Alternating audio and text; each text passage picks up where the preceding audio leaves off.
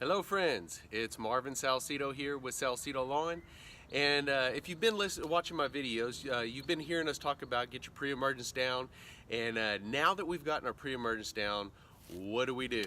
Well, I'm glad you asked, because now it's time to feed your grass, and you want to make sure and get a good high quality fertilizer, and make sure it's evenly spread throughout your yard.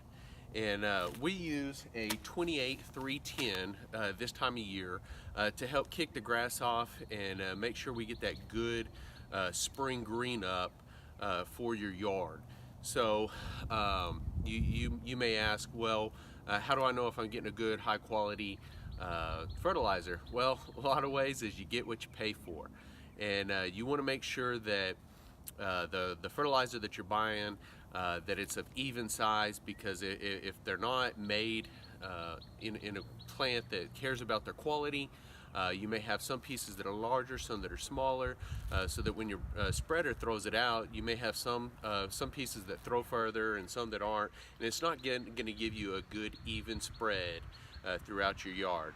So make sure and check that before you spread that out. And then make sure that that you know how much you're putting out.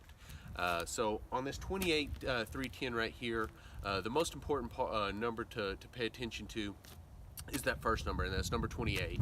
And what that means is that's putting out, or for every pound of this product, 28% of it is nitrogen, and that nitrogen is what's going to feed your grass and help it to grow. So you need to know exactly how much product you're putting out on your yard, and then that goes back to we talked about calibrating your sprayer back when we were doing pre-emergence. Well, you want to know how much you want to make sure you calibrate your spreader and know how much product you're putting out with your spreader. So if you have any question about that, anything, please feel free to give me a shout. And hey, as always, y'all have a wonderful day.